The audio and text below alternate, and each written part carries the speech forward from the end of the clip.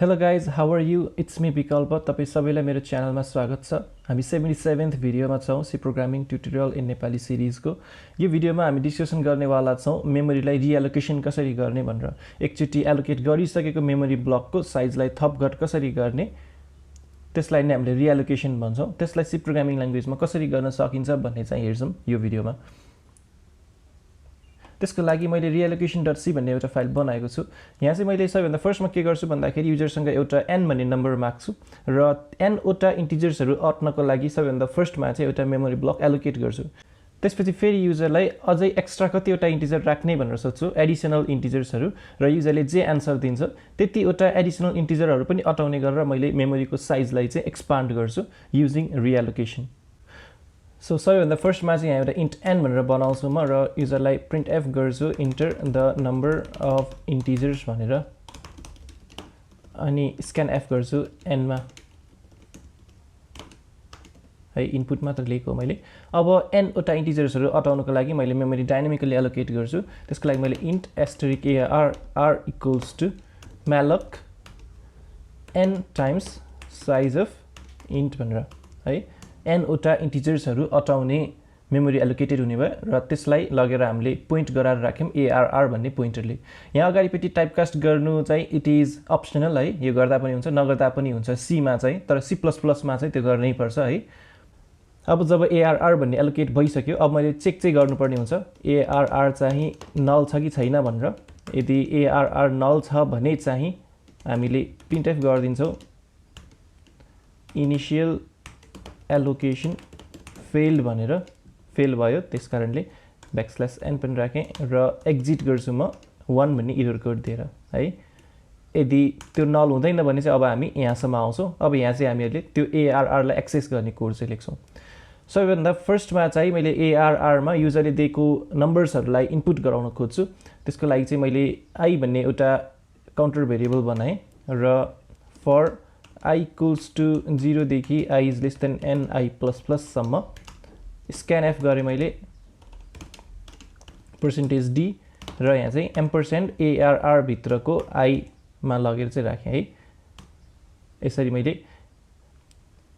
array लाई चाहिँ input लिए। यहाँ माथिपट्टि म printf पनि गर्छु युजरलाई enter %d integers भनेर, र %d भन्ने ठाउँमा चाहिँ मैले लगेर n लाई राखे है, n वटा इन्टिजर्सहरु हाना भनेर मैले भने। ओके, देन अब मैले जुन युजरले हानेको अरे थियो त्यसलाई प्रिन्ट गराउनको लागि यहाँनिर कोड लेख्छु। त्यसको लागि चाहिँ मैले एउटा छुट्टै फंक्सन बनाउन चाहे, किनकि यो अरेलाई प्रिन्ट गर्ने चाहिँ मैले 2-3 चोटी गर्छु, त्यही भएर 2-3 पटकसम्म फर लुप चलाइ राख्नु भन्दा एउटा फंक्सन बनाउँछु void print भन्ने, जसले लिन्छ एउटा इन्टिजर अरे एज अ पोइन्टर, त्यसपछि int n भनेर लिन्छ र यसको काम चाहिँ जस्ट त्यो अरेलाई प्रिन्ट गराउने मात्र हुन्छ। I equals to 0, I less than n, I++ यो भित्रपट्टि printf गर्दिने %d स्पेस, अनि त्यसपछि अरे भित्रको I लाई, र फाइनली यो लुप सकिसकेपछि एउटा न्यू लाइन क्यारेक्टर पनि प्रिन्ट गर्दिने है। यो फंक्सनले चाहिँ अरेलाई प्रिन्ट गराइदिने काम गर्छ। त्यसकारणले अब मैले यहाँनिर त्यो अरेलाई प्रिन्ट गराउन खोजे भने पहिला चाहिँ printf गर्छु इनिशियली द अरे कन्टेन्ट्स भनेर, अनि यहाँ चाहिँ जस्ट प्रिन्ट मलाई कल गरिदिए भयो हैन। प्रिन्ट भन्ने जुन फंक्सन मैले लेखेको थिएँ यो भित्र मैले पास गर्नुपर्ने हुन्छ एउटा अरेलाई एज अ पोइन्टर, त्यो भने arr हो, arr, अनि नेक्स्टमा चाहिँ n भने नम्बर अफ इन्टिजर्स कतिवटा छ, अहिले राइट नाउ n वटा छ, त्यही भएर यहाँ n भनेर पास गरे है। यति गर्न साथ हाम्रो n वटा इन्टिजर्सहरु चाहिँ प्रिन्ट आउट हुन्छ। अब मैले फेरि युजरलाई के भनेर मागे भन्दाखेरि how many extra integers do you want to store भनेर सोधे है। अब चाहिँ अझै एक्स्ट्रा कतिवटा चाहिँ इन्टिजर्स हाल्न मन छ त भनेर है, र त्यसलाई चाहिँ मैले m भन्ने एउटा भेरिएबलमा लगेर राख्छु है। m भन्ने भेरिएबलमा यहाँनिर मैले scanf गर्छु %d $m भनेर है। अब युजरले m मा केही इनपुट दियो, साइज दियो। अब चाहिँ मैले मेरो जुन ओरिजिनल एलोकेटेड ब्लक छ है त्यसलाई चाहिँ रिएलोकेसन गरेर अब n वटा इन्टिजर्स हैन कि n + m वटा इन्टिजर्सहरु अट्ने चाहिँ बनाउनु पर्यो किनकि n वटा त पहिल्यै छ अब युजरले m वटा चाहिँ एक्स्ट्रा राख्नको लागि भनेको छ भनेपछि अब हामीलाई न्यू साइज चाहिँ कति चाहियो भन्दा n + m वटा इन्टिजर्सहरु अट्ने चाहियो त्यसकारणले मैले रिएलोकेसन चाहिँ कसरी गर्छु त भन्दाखेरि realloc अनि यो भित्रपट्टि पास गर्छु फर्स्टमा चाहिँ मेरो एक्जिस्टिङ ब्लकको पोइन्टर त्यो भने arr हो र अर्को प्यारामिटरको रूपमा पास गर्छु मैले साइजलाई साइज चाहिँ अहिलेको लागि कति भयो त भन्दाखेरि n + m times size of int भयो हैन ओके realloc ले हामीलाई दिन्छ एउटा void पोइन्टर यसलाई मैले लगेर राख्छु एउटा नयाँ इन्टिजर पोइन्टर बनाएर एउटा टेम्प भनेर बनाएर हामीले realloc रिजल्टलाई सधैं टेम्पोररी पोइन्टरमा पहिला राख्छौं अनि त्यसपछि नल चेक गरेर मात्र अनि जुन ओरिजिनल arr भन्ने पोइन्टर छ त्यसमा चाहिँ लगेर राख्छौं है सिधै यहाँनेर arr = चाहिँ भन्दैनम किन भन्दैनम भन्ने कुराको एक्सप्लेनेसन पनि म दिन्छु है फर्स्टमा चाहिँ मैले temp यदि नल छ भने त्यो बेलामा चाहिँ printf गर्छु reallocation failed भनेर र यहाँ एक्जिट गर्नुपर्ने हुन्छ एक्जिट 2 भनेर भन्दै मैले सपोज एरर कोड 2 दिएर एक्जिट 1 भन्नुको मतलब इनिशियल एलोकेसन फेल हो भन्ने बुझ्छु भने एक्जिट 2 भन्नुको मतलब रिएलोकेसन चाहिँ फेल हो भनेर बुझ्छु तर मैले एक्जिट गर्नु भन्दा अगाडिपट्टि जुन मेरो ओरिजिनल arr भन्ने एलोकेटेड मेमोरी थियो नि हैन arr लाई चाहिँ फ्री गर्न चाहिँ बिर्सिनु भएन है नत्र भने त्यहाँनेर मेमोरी लीक हुन्छ के है रिएलोकेसन फेल भयो भने प्रोग्रामलाई एक्जिट गर्नु भन्दा अगाडि चाहिँ ओरिजिनली एलोकेटेड मेमोरीलाई पहिला फ्री गरेर अनि बल्ल एक्जिट गर्नु पर्यो है र यदि यो नल छैन भने अब मात्र हामीले सेफली arr = temp भनेर भन्न सकिन्छ यहाँनेर आएर मात्र arr मा चाहिँ टेम्पलाई असाइन गर्न सकिन्छ यसरी हामीले किन चाहिँ टेम्पोररी पोइन्टर युज गर्यौं डाइरेक्टली arr = किन गरेनम भनेर चाहिँ म अब एक्सप्लेनेसन दिन्छु है त एउटा केस कन्सिडर गरौँ जसमा मैले 10 वटा इन्टिजर्सहरु राख्नको लागि मेमोरी ब्लक एलोकेट गरेको छु र त्यसलाई मैले p ले पोइन्ट गराइराखेको छु है अब मैले यो 10 वटा इन्टिजर्सहरु अट्ने ब्लकलाई एक्सपान्ड गरेर 15 वटा इन्टिजर अट्ने भनेर बनाउन खोजेँ त्यसको लागि मैले realloc भन्ने युज गर्छु र न्यू साइज चाहिँ 15 टाइम्स साइज अफ इन्ट भनेर दिन्छु तर realloc को एउटा स्पेशल प्रपर्टी के छ भन्दाखेरि realloc ले चाहिँ पहिलापट्टि जुन एक्जिस्टिङ मेमोरी ब्लक छ त्यो मेमोरी ब्लकलाई ओभरराइट अथवा मोडिफाई गर्न पाउँदैन त्यसकारणले गर्दाखेरि realloc ले चाहिँ आफ्नो जुन एक्जिस्टिङ ब्लक छ त्यसको पुछारमा चाहिँ 5 वटा एक्स्ट्रा इन्टिजरहरुलाई अट्ने स्पेस एक्सपान्ड गर्न खोज्छ के है कन्टिग्युअस वेमा गर्नु पर्यो नि त हैन तर राइट नाउ हेर्ने हो भने फिगरमा चाहिँ जुन एक्जिस्टिङ ब्लक छ त्यसको जस्ट पुछारमा चाहिँ पछाडीपट्टि चाहिँ 5 वटा एक्स्ट्रा इन्टिजरहरु अट्ने ठाउँ छ र छैन नि 4 वटा मात्र इन्टिजर अट्ने ठाउँ छ हैन एउटा चाहिँ लेफ्ट तिर छ हैन तर त्यो हुनु र नहुनु एउटै जस्तो हुन गयो किनकि त्यो भए पनि हामीले त्यसलाई युज गर्न सकिएन हामीले कन्टिग्युअस मेमोरी एलोकेट गर्नु छ त्यसकारणले अहिले जुन 10 वटा इन्टिजरहरु स्टोर गर्नको लागि एक्जिस्टिङ ब्लक छ त्यसलाई एक्सपान्ड गरेर 15 वटा इन्टिजर स्टोर गर्ने भनेर बनाउन मैले सकिन किनकि त्यसको पुछारमा जम्मा 4 वटा मात्र एक्स्ट्रा स्पेस छ 5 वटा भएको भए मैले सक्थे 4 वटा मात्र छ त्यही भएर मैले सकिन त्यसकारणले अब realloc ले रिटर्न गर्छ मलाई नल यदि मैले यो realloc बाट आउने रिजल्ट पनि ओरिजिनल पोइन्टर p मै गएर डाइरेक्टली असाइन गर्दिएको भए यो केसमा के हुन्थ्यो भनेर हेरौं त अब चाहिँ p ले नल लाई पोइन्ट गर्न थाल्छ है अब p ले नल लाई पोइन्ट गर्न थालेपछि त ओरिजिनल ब्लक जुन थियो ओरिजिनल ब्लकको एड्रेसै लुज गर्यौं हामीहरुले हैन त्यो ओरिजिनल ब्लक मेमोरीमा कहाँ छ भन्ने कुरा नै अब हामीले थाहा पाउँदैनौं किनकि p भन्ने पोइन्टरले no longer points to the original block यसकारण अब p चाहिँ नल हुन गयो अनि हामीले नल कन्डिसन चेक गरेर जस्ट प्रोग्रामलाई एक्जिट गर्दिन्छौं हैन तर प्रोग्रामलाई एक्जिट गर्दाखेरि जुन चाहिँ त्यो ओरिजिनल ब्लक थियो त्यो फ्री हुनै पाएन के त्यो चाहिँ मेमोरीमा बसि नै राख्ने भयो मेमोरी लीक भयो त्यनेर त्यो ओरिजिनल मेमोरीलाई फ्री गराउनको लागि त्यो ओरिजिनल मेमोरीको एड्रेस त हामीलाई थाहा हुनु पर्थ्यो नि हैन तर एड्रेस नै हामीले लुज गर्न पुग्यौं हामीले हराउन पुग्यौं किनकि p भन्नेले अब एक्सिडेन्टली नललाई चाहिँ पोइन्ट गर्न थाल्यो त्यो भन्दा अगाडि त्यसले कसलाई पोइन्ट गर्थ्यो भनेर हामीले पत्ता लगाउन सक्दैनौं त्यसरी मेमोरीमा भएको एउटा पर्टिकुलर ब्लकलाई हामीले फ्री गर्नै पाएनौं जबसम्म हामीले फ्री गर्दैनौं तबसम्म त्यो मेमोरी एलोकेटेड नै छ भन्ने कुरा बुझ्छ हाम्रो कम्प्युटरले हैन त्यसको कारणले पछि गएर त्यो मेमोरीलाई कसैले क्लेम गर्न खोज्यो एलोकेट गर्न खोज्यो भने गर्न पाउँदैन किनकि कम्प्युटरले त स्टिल बुझिरहेको छ कि त्यो मेमोरी एलोकेटेड नै छ भनेर we are no longer using that memory तर स्टिल कम्प्युटरले त्यो मेमोरीलाई अरु कसैलाई युज गर्न दिएको छैन रिजर्भ गरेर राखिदिएको छ त्यसकारणले गर्दा हामीले जुन realloc को रिजल्टलाई चाहिँ एउटा टेम्पररी पोइन्टरमा लगेर राख्छौं यसरी यो रिजल्टलाई टेम्पररी पोइन्टरमा राख्नाले जुन ARR भन्ने पोइन्टर थियो this pointer still points at the old block है ओल्ड ब्लकलाई नै पोइन्ट गरिरहेको छ ओभरराइट भएको छैन र यदि टेम्प भन्ने चाहिँ नल भयो भने त्यसको मतलब रिएलोकेसन फेल भयो भने हामीले एक्जिट गर्नुभन्दा अगाडि ARR लाई फ्री गरिदिन सक्यौं नि किनकि ARR still points at old block हैन ओल्ड ब्लकलाई चाहिँ हामीले फ्री गर्न सक्यौं अनि बल्ल हामीले एक्जिट गर्न पायौं यदि रिएलोकेसन सक्सेसफुल भयो भने चाहिँ अब ARR पोइन्टरले we can safely point to temp किनकि टेम्प भन्ने पोइन्टरमा चाहिँ नयाँ मेमोरी ब्लकको एड्रेस आएर बसेको हुन्छ र त्यो नयाँ मेमोरी ब्लक जुन छ त्यो भित्रपट्टि हाम्रो ओरिजिनल ब्लक भित्रको कन्टेन्ट्सहरु पनि मोडिफाई नभइकन बसेको हुन्छ जस्ताको तस्तै नै बसेको हुन्छ त्यही भएर we can safely overwrite ARR किनकि ARR भित्र भएको कन्टेन्ट्सहरु अब टेम्प भित्र पनि हुन्छ we can safely guarantee that है हाम्रो realloc भन्ने फंक्सनले ग्यारेन्टी गर्छ त्यो चाहिँ त्यसो भए अब यहाँ तल आएर मैले फेरि युजरसँग printf गरे इंटर %d मोर इंटिजर्स भनेर मागे है र %d मा चाहिँ अब m लाई चाहिँ लगेर राख्छु किनकि m वटा नयाँ इंटिजर्सहरु हाल्नु पर्ने छ युजरले त्यसपछि for I equals to n देखि I is less than n plus m सम्म I प्लस प्लस भन्छु किनकि n वटा इंटिजर्सहरु पहिले इनपुट लिइसकेको छौं हामीहरुले त्यो चाहिँ पहिले हाम्रो मेमोरीमा एक्जिस्ट गर्छ त्यो चाहिँ मोडिफाई भएको हुँदैन किनकि realloc-ले पहिले एक्जिस्टिङ कुरालाई मोडिफाई गर्दैन अब हामीले नयाँ इंटिजर्सहरुलाई मात्र इनपुट लिन्छौं scanf गरेर %d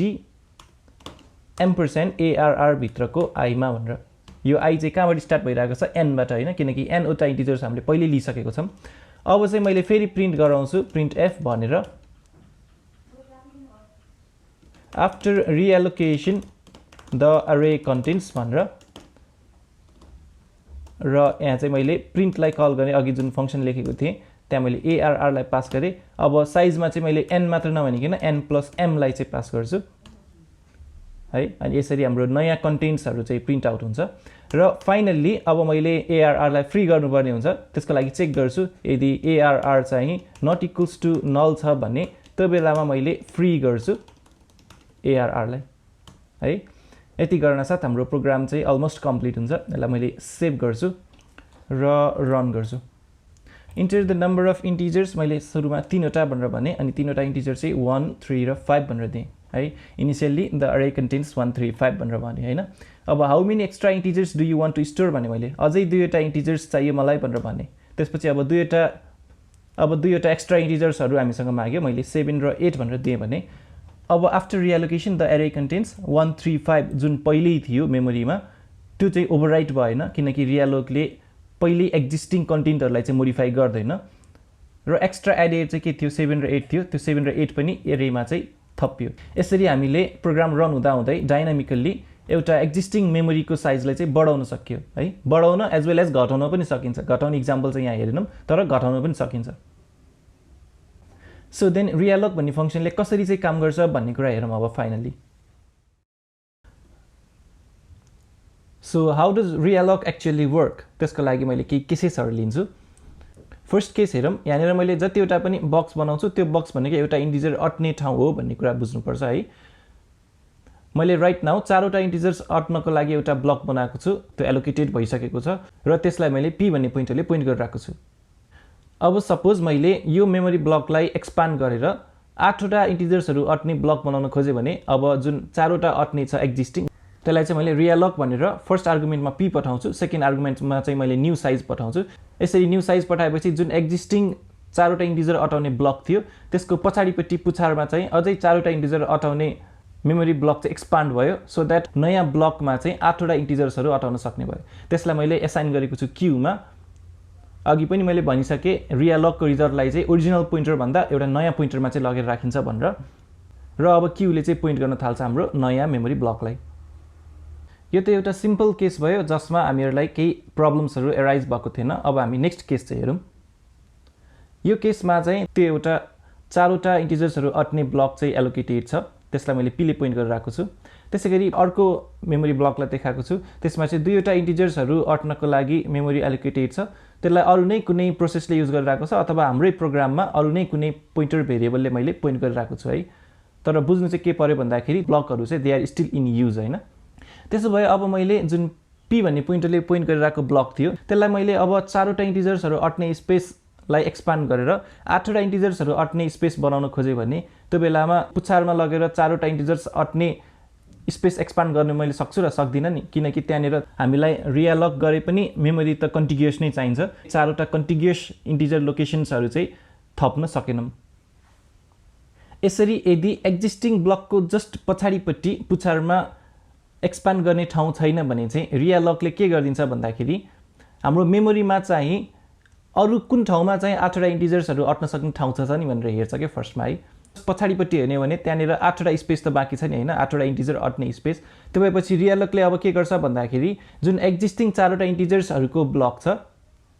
त्यो ब्लकलाई सारेर पछाडी लिएर जान्छ अनि बल्ल त्यसको पुछारमा चाहिँ 4वटा अझै एक्स्ट्रा इन्टिजर्सहरु अट्न सक्ने स्पेसलाई एक्सपान्ड गर्छ सो दैट अब चाहिँ न्यू ब्लकको साइज चाहिँ 8वटा इन्टिजर्सहरु अट्न सक्ने भयो तर जुन हाम्रो ओरिजिनल लोकेशनमा चाहिँ ब्लक थियो मेमोरी ब्लक थियो त्यसलाई सारेर अर्को लोकेशनमा चाहिँ लिएर गयो यसरी सार्दाखेरि ओरिजिनल मेमोरी ब्लकमा जे कन्टेन्टहरु थियो त्यो भित्र जे डेटा थियो डेटा सहित चाहिँ सार्छ रियालकले र पुरानो ठाउँमा जुन ओरिजिनल ब्लकको लागि स्पेस थियो त्यो स्पेस चाहिँ यसले फ्री गरिदिन्छ सो दैट पुरानो ठाउँमा चाहिँ अब यसले ओगटेर बस्दैन पुरानो ठाउँमा चाहिँ अब अरु कसैलाई मेमोरी चाहियो भने युज गर्नको लागि फ्री छ भनेर छोड्दिन्छ आफू चाहिँ अब मेमोरीको कुनै अर्को ठाउँमा गएर एलोकेटेड भएर बस्छ तर स्टिल हाम्रो ओरिजिनल कन्टेन्ट्सहरु चाहिँ मोडिफाई भएको छैन किनकि ब्लक सार्दाखेरि भित्रको कन्टेन्टहरु सहित चाहिँ सारेको छ हैन सो दैट अब हामीले जुन क्यू पोइन्टरमा मैले लगेर नयाँ मेमोरी ब्लकको एड्रेसलाई राखेको छु क्यू पोइन्टर युज गरेर मैले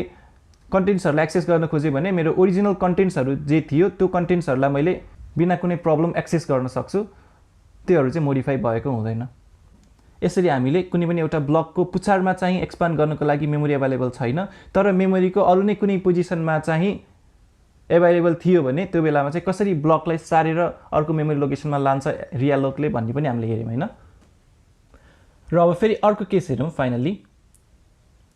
यो केसमा चाहिँ मैले मेमोरी ब्लकको साइजलाई एक्सपान्ड हैन कि श्रिंक गर्न खोजिरहेको छु लेट अस एज्युम कि मसँग 10वटा इन्टिजर्सहरु अट्न सक्ने एउटा ब्लक पहिले एलोकेटेड छ अब मैले यसको साइजलाई घटाएर जम्मा 5वटा मात्र इन्टिजर्स अट्न सक्ने ब्लकमा चाहिँ घटाउन खोज्दै छु भने त्यो बेलामा मैले रियालक युज गरेर नयाँ साइज दिन्छु 5वटा मात्र इन्टिजर्स अट्न सक्ने भनेर यसरी मैले साइजलाई श्रिंक गराए भने चाहिँ पहिला 10वटा इन्टिजर्सहरु अट्न सक्ने ठाउँ थियो अब मैले 5वटा मात्र इन्टिजर अट्न सक्ने ठाउँ भनेर बनाए भने जुन त्यो रहेको 5वटा इन्टिजर्स अट्न सक्ने ठाउँ थियो नि त्यसलाई त हामीले के गर्दियौं अब हामीलाई चाहिदैन भनेर भन्दियौं हैन त्यसलाई चाहिँ रियालक भन्ने फंक्सनले अटोमेटिकली फ्री गरिदिन्छ सो दैट अब अरु कुनै प्रोसेसले अरु कुनै प्रोग्रामले त्यो मेमोरीलाई एक्सेस गर्न खोज्यो एलोकेट गर्न खोज्यो भने चाहिँ पाउँछ र हामीसँग फाइनल केस भनेको चाहिँ एउटा मेमोरी ब्लक छ त्यो मेमोरी ब्लकको जस्ट पुछारमा पनि एक्सपान्ड गर्ने ठाउँ छैन र त्यसलाई सारेर अरु कुनै ठाउँमा लगेर सार्ने ठाउँ पनि छैन त्यो दुईटै पोसिबिलिटी छैन भने चाहिँ त्यो बेलामा चाहिँ बल्ल रियालक भन्ने फंक्सनले रिटर्न गर्छ नल पोइन्टर त्यसरी नल पोइन्टर रिटर्न गर्यो भने हामीले बुझ्नुपर्छ कि रियालोकेसन चाहिँ फेल भयो भनेर ओके यो भिडियोलाई चाहिँ यति मात्र गरौँ जाँदा जाँदै I have a challenge for you तल स्क्रिनमा मैले एउटा प्रोग्राम लेखेको छु र त्यो प्रोग्राममा चाहिँ मैले मेमोरी एलोकेसन चाहिँ एउटा फंक्सन भित्रबाट गरिरहेको छु हैन त्यो प्रोग्रामको आउटपुट चाहिँ के हुन्छ त्यो तपाईले निकाल्नु पर्ने हुन्छ यदि त्यो प्रोग्राममा केही एरर आउँछ भने त्यो एरर चाहिँ किन आउँछ भन्ने कुरा पनि तपाईले रिजन लेख्नु पर्ने हुन्छ र करेक्ट आउटपुट आउँछ भने चाहिँ आउटपुट के आउँछ भनेर लेख्नु पर्ने हुन्छ तपाईको आन्सरलाई कमेन्ट्समा लगेर राखिदिनु होला जसले सबैभन्दा फर्स्टमा करेक्ट आन्सर दिनुहुन्छ उहाँको कमेन्टलाई मैले पिन गरेर टपमा राख्ने छु यो भिडियो मन पर्यो भने भिडियोलाई लाइक गर्न च्यानललाई सब्स्क्राइब गर्न र भिडियोलाई शेयर गर्न चाहिँ नबिर्सनु होला अर्को भिडियोमा फेरि भेट हुने नै छ तबसम्मको लागि बिदा दिनुहोस् नमस्ते and stay safe see you letter